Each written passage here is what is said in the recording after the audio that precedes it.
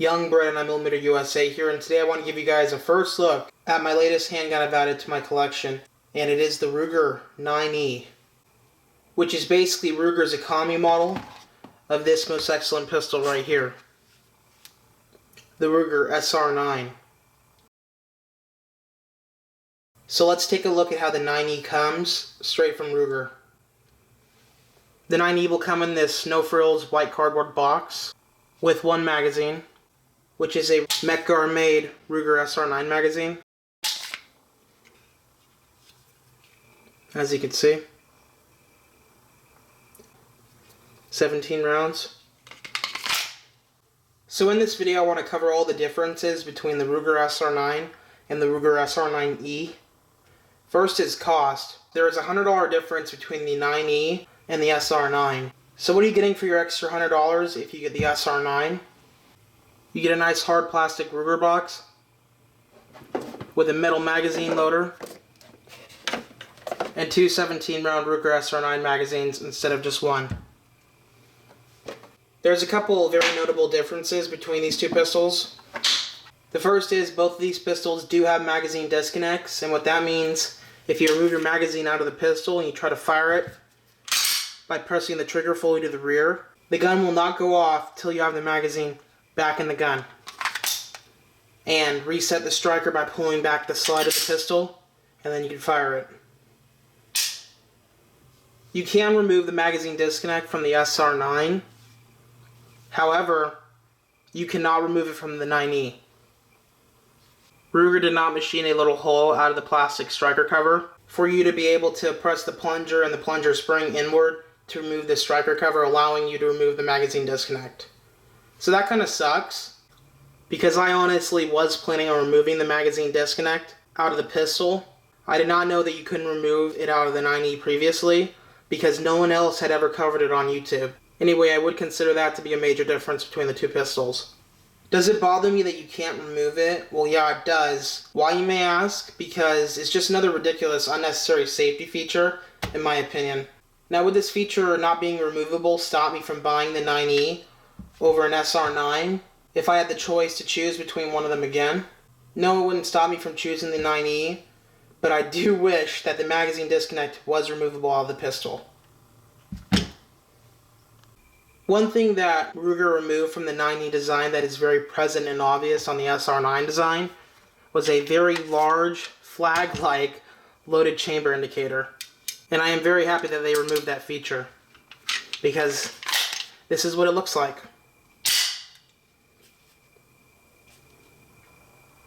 It's huge. And look at what it says. Loaded went up.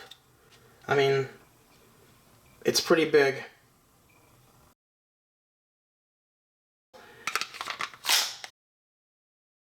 On the 9E, Ruger decided to machine a hole in the hood of the barrel for you to be able to see your brass casing, just like on the Smith & Wesson M&P pistols.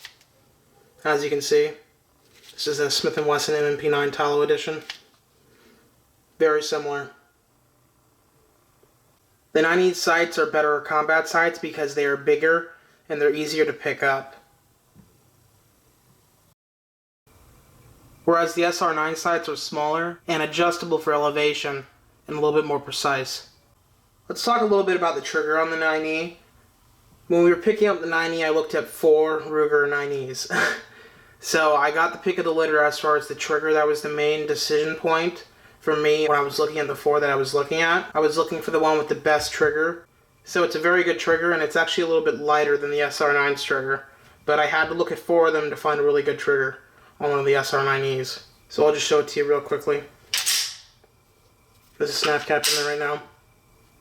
So you have some take up right here, and then you hit the wall, and it just breaks.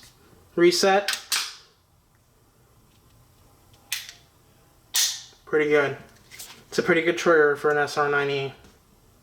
Now, is the 9E or the SR9's trigger as nearly as good as the Walther PPQ? There's no way. The Walther PPQ is just excellent. It's lighter for sure, and the take-up is just glidey smooth. And then you hit the wall, and it just breaks. So the trigger is obviously far superior on the Walther, but you know, This is a $550 gun compared to a $330 gun. So for your extra money, you're going to get a better trigger.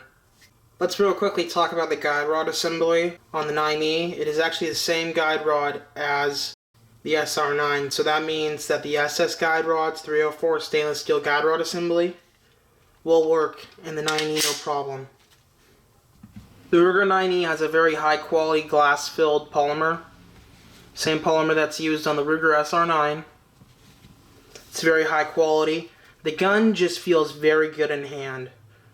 It's nice and thin. It's not too wide, like let's just say a Glock. This is a Glock 22 Gen 3. Look how much larger the Glock's frame is.